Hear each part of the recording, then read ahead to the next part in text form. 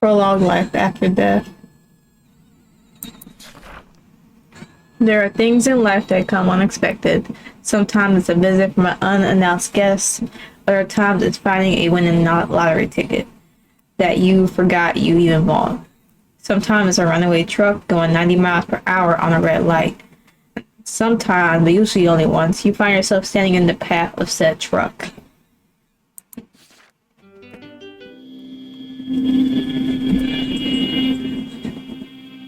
I had my volume all the way up. My bad. You always like to look on the bright side of things, and you could call yourself lucky, or at least lucky as a person who just got hit by a truck can. You felt no pain. At the speed it was going, you didn't as much get run over, you just got splattered. Death was instant, sort of. Death stared at you from behind a mundane looking desk in a normal looking office cubicle. It's hard to imagine that a lifeless skeletal figure in gray robes and glowing blue orbs for eyes could express much emotion, yet Death somehow managed to look annoyed.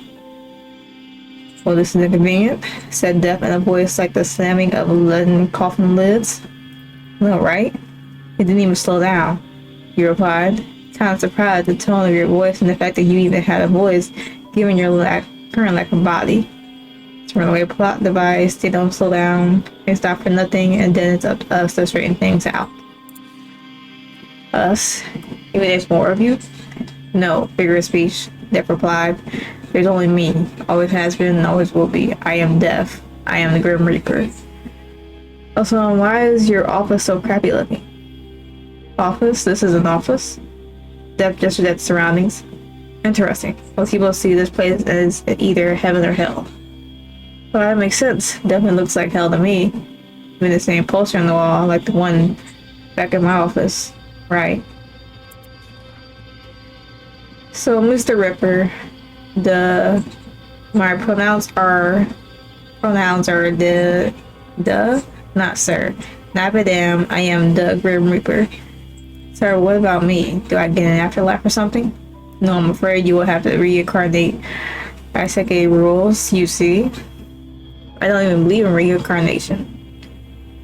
If you want to drag religion into this, it says here you're a Pastafarian. That was a joke, you know. You find religion funny? Do you think the gods find it thus? Suppose not. Let me give you a free tip. Do not make fun of deities, especially ones that have meatballs in their portfolio, else you might find yourself spending the rest of your eternity on someone else's plate. You feel like that, I think I'll take reincarnation after all.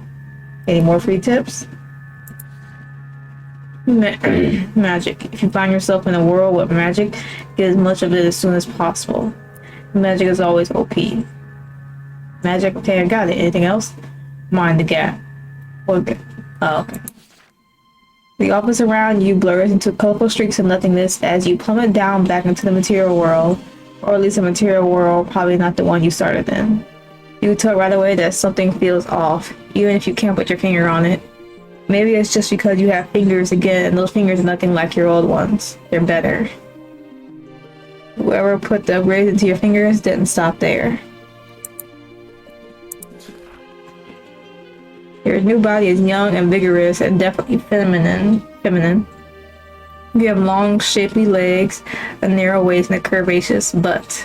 Your breasts are large and butt firm and would probably make any Hollywood plastic surgeon explode with envy. Your hair is long and blonde, and while you can't see your own face, you're almost sure that your lips are luscious and your eyes are blue. The streaks of light around you start to coalesce into a semblance of shapes as your trip through the multiverse comes to an end. If you recognize the shape beneath your feet as a planet, you realize that despite having a body, you're not yet in control of it. Else you'd be screaming in panic, because you're hundreds of miles above the surface of the alien world and flying towards it through the vacuum of space at near light speed. You try to make out the shapes of continents as you fall, but it all happens too fast and all you can see are blue blobs, green blobs, and brown blobs. You hope you won't become a red blob upon impact. Firstly, you start abruptly about a foot above the surface of the planet and float there for a briefest of moment before gravity pulls you down. You gain control of your new body just as you hit the ground. You can feel your foot catch on something and twist backwards as the rest of your body falls forward. Sickening crunch and white-hot flaming pain rubs up your leg as you announce your arrival in this world with a loud scream. Fuck. Chapter 1. Stranger in a Strange World. The agonizing pain. Let's see, honestly, if I can. Here's a dark theme. Maybe y'all can read the text better. I was curious if that was a possibility. And it's all scale. I guess if y'all wanna see it better. The agonizing pain ends quickly, leaving behind his lesser cousin, regular pain. After swearing a handful of times, you finally look down and see your foot twisted 90 degrees from where it should be. There's no way you'll be able to walk. Try to look around, hoping that maybe by chance you landed right next to the hospital, but you find it difficult to see anything from behind the blue neon letters floating in front of your eyes.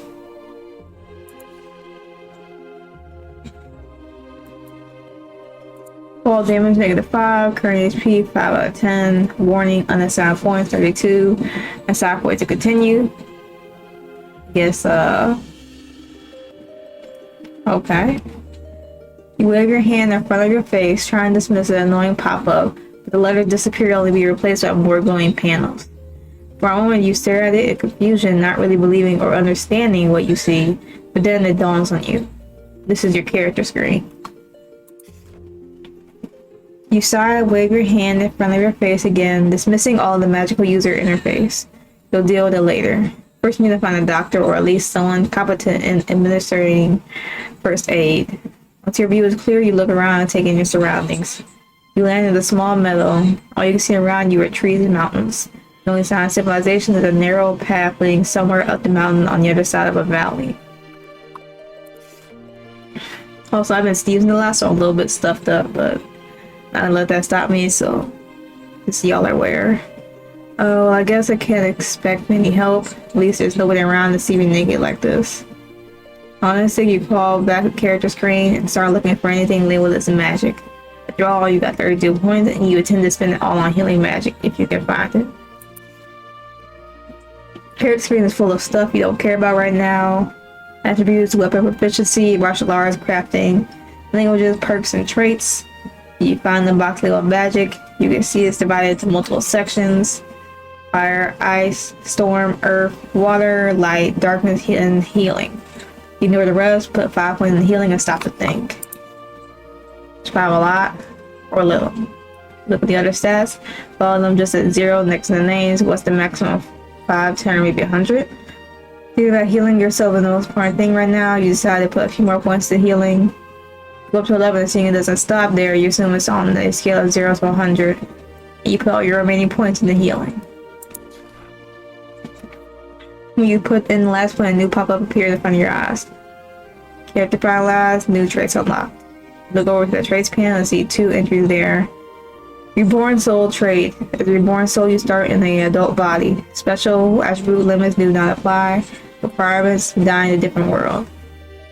Guess I don't have to go through puberty again. That's a plus.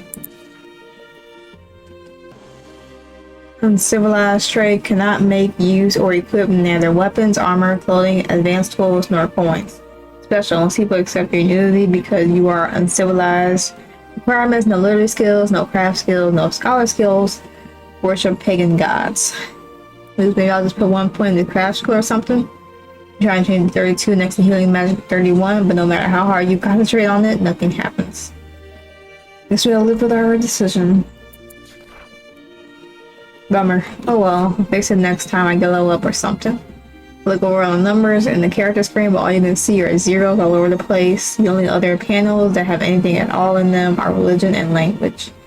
Religion, flying spaghetti monster, pagan, special, cooking pasta, only, +3. Language, English, 3, native. When you wave your hand in front of your face and then miss the character screen again, you feel as though something has changed. There's a new pool of energy somewhere deep inside of you and an intuitive sense of how to use it. I need in order to heal your leg is a touch and attention to heal. You die in pain? No.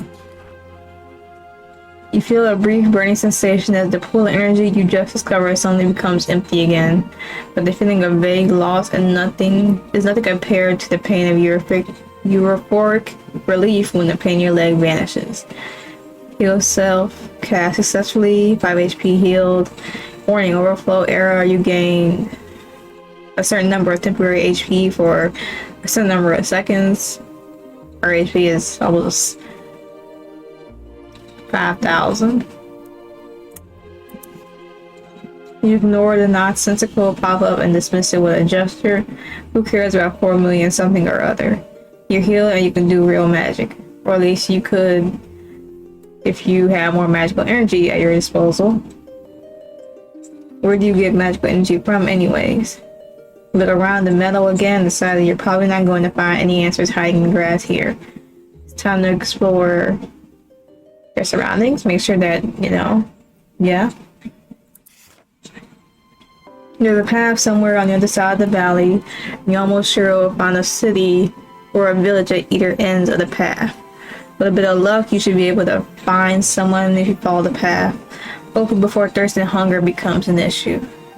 You stand up and decide you best find a spot somewhere higher up where you can have a better look at your surrounding landscape, and nearby rocky outcrops seem like a good candidate. Climbing up the rocks isn't as easy as it looked. Maybe it has something to do with the fact that you have 0 skill points in climbing, but more likely it's because you're naked and barefoot. At first you're worried that you may injure yourself on the rocks, but after accidentally stepping on a pointed stone, you discover that the rocks aren't sharp enough to cut your skin.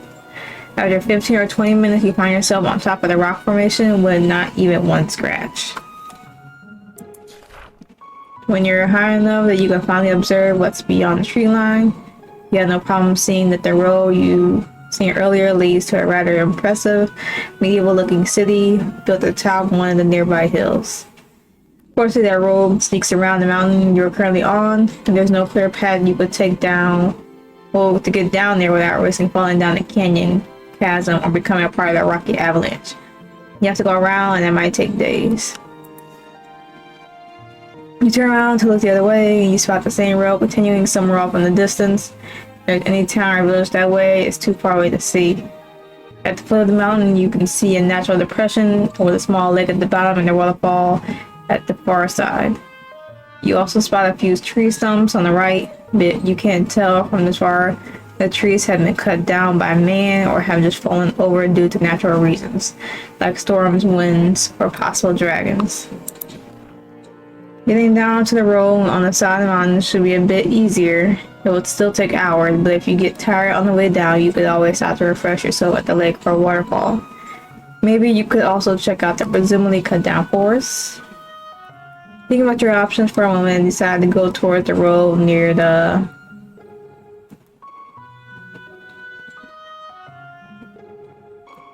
waterfall. You head out in the direction of the waterfall, admiring the fantastical view as you go along the edge of the cliff. You can't quite put your finger on it, but something about this place feels wrong, or at least unnatural. It's almost as if the land wasn't sculpted over eons by wind, water, and rain, but got cracked and shattered by some cataclysmic event. Here we go. The waterfall turned out to be further away than it seemed, and you feel kind of tired and definitely sweaty by the time you reach its edge. You step into the water and sigh with pleasure. The water is cool and crystal clear. Too bad it's only ankle deep. You would love nothing more than a cold shower right under the waterfall. Take another step, moving toward the edge, look for a way down. Your foot slips on the rocks. Grab something. You plummet, you desperately reach out, clutching at the air. Your hands scrape against the rugged cliffside, only to slide off the wet and moss-covered stones. So before you hit the jagged rocks beneath, you have to grab some sort of thick, rubbery root. Sticking out from the cliff face, it wraps around your waist and momentarily stops your descent. You dangle there for a moment, but when your fingers start to slip, the root wraps around your waist and gently lowers you to the pool of water at the foot of the waterfall. The realization that hits you only that you're back on solid ground. You didn't grasp a root, but rather a tentacle, which expertly prevented you from smashing into the rocks.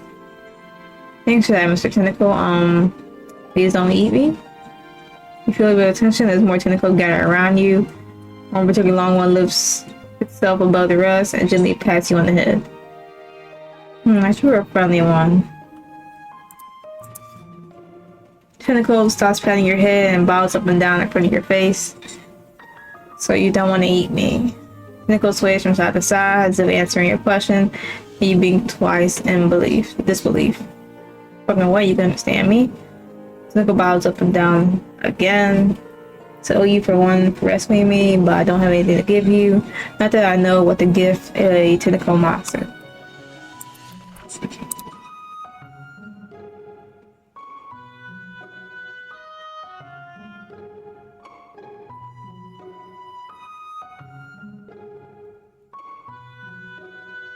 Oh wow. Yeah, I'm pretty sure y'all have an idea of what I'm gonna pick if I want to pick the other option.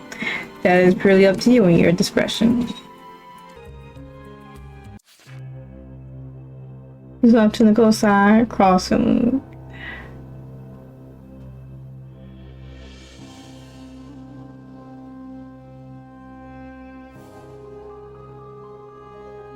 I guess it didn't matter what you picked. It was gonna happen regardless. That's insane.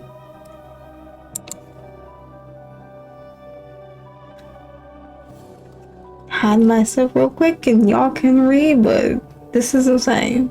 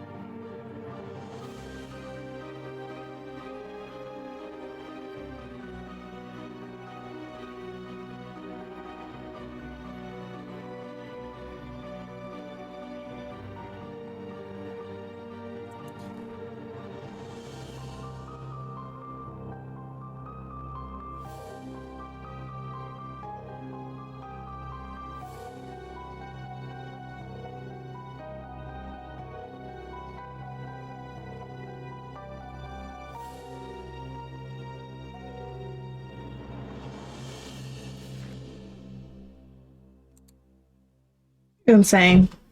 But at least we're back. In the safe area. Okay, we're gonna go to the road, or we're gonna go to the forest. I feel like at this point we need to stay away from nature and go to the road. You walk towards their road, you see it from atop the hill, feeling more and more anxious as the sun creeps its way closer and closer to the horizon. While you're not feeling tired yet, your stomach is making it clear that hunger might be the problem. Tentacle might be tasty, but there's no substitute for an actual hot meal. So you reach your destination, not destination, but destiny just before sunset, only to find out you're not the only traveler on the road. You really have time to look at your toes, happy that you finally found the road you were looking for when a group of maybe a dozen people emerge from behind the bend in the road. Though people may not be the right word, orcs might be a better word since the group is led by two angry green looking brutish hulks.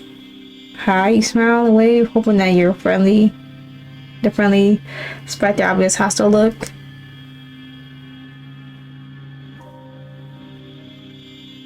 I think this is our, you stupid orc. You let one escape. Bill's one of them, but surprisingly not at you, but at the other orc. The other orc yells back, and while you can't understand their word, clearly they are quite angry at each other, or maybe just at the world in general. No, you is a stupid orc. Something milkers. She is slid. Not one of ours. No, you is. You're a stupid orc. She is. Something about getting her else before we escape, I guess. One of them raises his club and starts running at you, a murder in his eyes. You try to turn, but you only manage to take a few steps before he catches up with you, grabs you by your wrist. His grip was like a band of iron around your arm. You cry out horror as he swings the club and hits you square on the head with the force of a toddler, wielding a soft foam pool noodle. If it wasn't for the blue neon pop-up, you might not even notice that his weapon connected with your head. Oh, we still got a lot of HP. With a grunt of effort, the orc hits you again. You see his muscles bulging. Club is a blur as it moves in the air, and the elbow crack when it connects with the side of your head. You feel no pain from the impact, but as the orc winds up for another swing, you yell at him angrily. Will you fucking stop that? I'm getting seasick from all these pop-ups. At this point, the other orc catches up with both of you and joins in, yelling at the first orc, though probably for different reasons. Or don't bonk her, I think. So orc, you can't. Something about just don't hit us. Bonker broken? Reply the first orc, and this first time you hear anything from the lips, it's not a scream. And something about, so I guess broken, not broken. I'm not sure. I just see you bonk and something. The other orc bellowed, pulls out the sword and smacks you with a palm over the head, make you roll your eyes in annoyance as yet another pop-up appears. For fuck's sake. Before the word falls out, her woman looking in confusion from you to the weapons in their hands.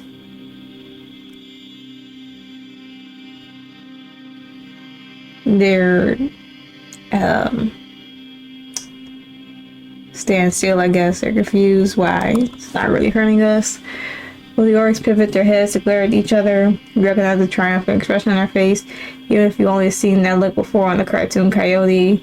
In the brief moment between lighting a match, you realize that he's inside a shed full of dynamite.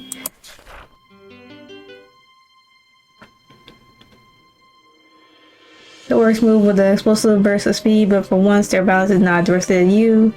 Weapons hit at the same moment, sword decapitating the club wielder, while the club smashes the other orc's skull in. The bodies hit the ground with an immediate thump. You doubt that even your overpowered healing would be of any use here. Not that you have any intention of healing them. Serves you right. You dust off your hands, feeling an almost supernatural pang of satisfaction, even though you haven't actually done anything, at least not on purpose. Satisfied grin turns into sour frown. You lay your eyes on the orc companion, still standing in the middle of the road, looking at you with eyes wide open. Oh shit. Okay, well, that's chapter 2. It seems like a good time as any to, I guess. I don't know if there's a way to say there's mods though. That becomes I guess a full thing. But I guess we'll just stop right here. But this is, honestly, I don't quite remember the name. We also see by the title and I guess the description, everything about this game in accordance with it. So if you're curious about this game, you want to play it for yourself, of course, I always say everything will be in the description below for y'all to play this. Like I said, I don't remember the actual title. I just started playing it. But this was different. It was very much different. Hopefully y'all enjoyed the video. Of course, if y'all did, don't hesitate to like, share, comment, subscribe, support the video and the channel. And with that being said, I'm going to end it here. So hope y'all had a good day, a good yesterday, and better tomorrow. And I will catch y'all in the next video.